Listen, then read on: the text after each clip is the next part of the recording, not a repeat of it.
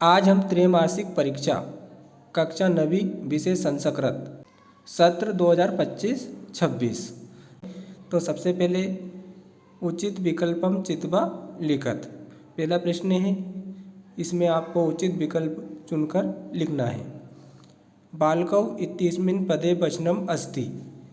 तो एक वचनम, द्विवचनम, बहुवचनम, अतेषु कोपि न। तो इसका सही उत्तर होगा अपना द्विवचनम। तो पहले प्रश्न का उत्तर हो जाएगा द्विवचनम। प्रश्न क्रमांक 1 का दूसरा है, कविम पदे विभक्ति अस्ति। तो इसका उत्तर हो जाएगा द्वितीय विभक्ति। कविम में द्वितीय विभक्ति है। उसके बाद में तीसरा प्रश्न है, बालिका इति पदम अस्ति। तो तीसरे प्रश्न का उत्तर हो जाएगा आकारांत। बालकस्य पदे विभक्ति अस्ति।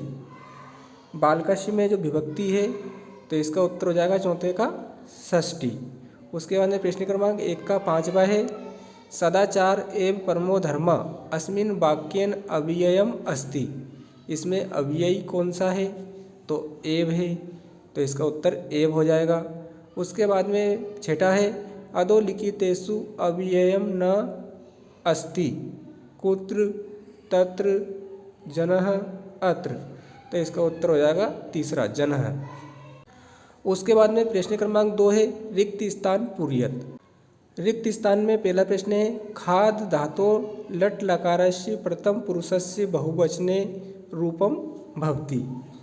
तो इसका सही उत्तर है खादन्ति। तो इसलिए खादन्ति आएगा। रिक्त स्थान का दूसरा प्रश्न है, पट धातो विधि लिग लकारस्य मध्यम पुरुषस्य द्विवचने रूपम भवति। तो इसका हो जाएगा पठेथम। तो रिक्त स्थान में जाएगा पठेथम। भू धातो लट लकारस्य उत्तम पुरुषस्य द्विवचने रूपम भवति। तो इसका जाएगा भविष्यावा। उसके बाद में अगला है, दृश्य धातो लट लकारस्य उत्तम पुरुषस्य बहुवचने रूपम भवति। तो इस रिक्त स्थान में जाएगा पश्यामा। उसके बाद में समरूप अत्र उपसर्ग प्रयुक्त सम रूप। तो इसमें जाएगा सम। पराजय अत्र उपसर्ग प्रयुक्ता। पराजय में कौन सा उपसर्ग है? तो इसमें जाएगा परा। प्रश्न क्रमांक 3, युग्म मेलनम कुरत। जोड़ी बनानी है सूर्योदय। तो सूर्योदय की सही जोड़ी होगी गुण संधि।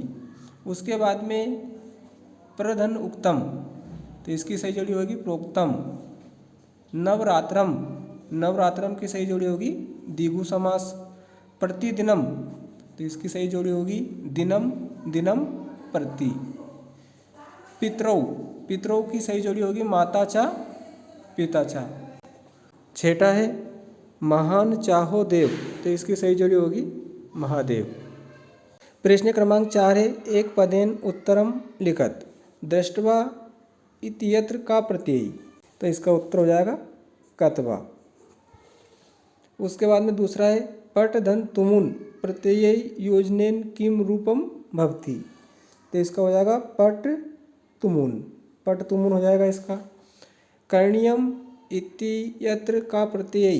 कर्णियम में कौन सा प्रत्यय है? तो इसका उत्तर हो जाएगा अनियर। उसके बाद में चौथा है, कवि का संबोध यति। तो इसका हो जाएगा वाणीम। पांचवा है, माता काम आदि सती। तो इसका हो जाएगा पुत्रम। छठा है, का तंद्रालु भक्ति। तो इसका हो जाएगा बालक। प्रश्न क्रमांक 5 है, शुद्ध उत्तरे आम अशुद्ध उत्तरे न इति लिखत। पहला है, आस्वाद्योतया नद्या इत्यत्र विशेषी पदम नद्यः अस्ति। तो यहाँ आम है। आम मतलब सत्य है। तो यहाँ पर आम लिखना है संस्कृत में ही। दूसरा है, गुणयुक्त दरिद्रा इत्यत्र विशेषणम पदम दरिद्रा अस्ति। तो यहाँ न है। तीसरा, तटे इत्यस्य पर्यायम पदम समीरा अस्ति। तो यह भी न है। पवन इत्यस्य पर्यायम पदम तीरे अस्ति। तो यह भी न है। कठोरम शब्दस्य विलोमम पदम मृदुम अस्ति। तो यह आम है। उसके बाद में छठा है, प्राचीनम शब्दस्य विलोमम पदम पुरातनम अस्ति। तो यह आम है। उसके बाद में 2 नंबर वाले प्रश्न थे, प्रश्न क्रमांक 6, प्रश्न क्रमांक 7, प्रश्न क्रमांक 8 और प्रश्न क्रमांक 9, 10 और प्रश्न क्रमांक 11।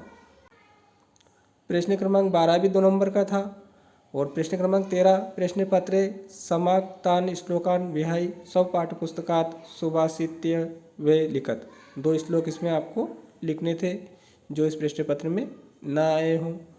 उसके बाद में प्रश्न क्रमांक 14 अधोलिखितेषु अशुद्ध कारक वाक्यानां शुद्ध कृतकोपि द्वय। इसमें भी आपको 2 करने थे। पहला है गणेशम नमः, तो इसका हो जाएगा सही रूप श्री गणेशाय नमः। दूसरा है खवाला लक्ष्मण रामे सह गच्छामि, तो इसका शुद्ध रूप हो जाएगा लक्ष्मणेन रामे सह गच्छामि। उसके बाद में प्रश्न क्रमांक 15 में रिक्त स्थानों की पूर्ति करनी थी। शब्द आपको दे रखे हैं, इन्हीं के द्वारा आपको रिक्त स्थान की पूर्ति करनी थी। तो इसमें पहला है काबाला निनादया नवीनाया मय वाणी, तो इसमें रिक्त स्थान में जाएगा पहले में काबाले में बीणाम। खाबाला है बसंते लसंती ही रसाला, तो खाबाले में जाएगा आपका सरसा। तीसरा है तस्मिन्नेव एका निर्धना वृद्धा स्त्री नए वसत, तो इसमें आ जाएगा आपका ग्रामे। एको विचित्रा समुड्डी तस्या समीपम आगच्छत, तो चौथे में आ जाएगा आपका काक। 5वां है तस्मिन्नेव ग्रामे एका अपरा लुब्धा नेवसत, तो 5वें में आ जाएगा आपको वृद्धा। 6ठा है विरम माँ स्पर्श एतानी, तो 6ठे में आ जाएगा आपका मोदकानी। प्रश्न क्रमांक 16 है अधोलिखितानि वाक्यानि घटनाक्रमानुसारेण योजयेत्, इसे सही क्रम में आपको लिखना था। उसके बाद में प्रश्न क्रमांक 17, 18, 19, 20,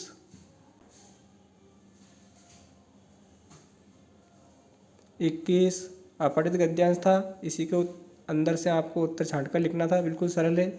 प्रश्न क्रमांक 22 में आपको प्रार्थना पत्र लिखनी थी और 23 में आपको निबंध लिखना था। तो आज हमने त्रैमासिक परीक्षा 2025-26 विषय संस्कृत कक्षा 9वीं के वस्तुनिष्ठ प्रश्न उत्तर देके आप चेक कर बताएं कि आपने कितने नंबर के सही किए हैं। धन्यवाद।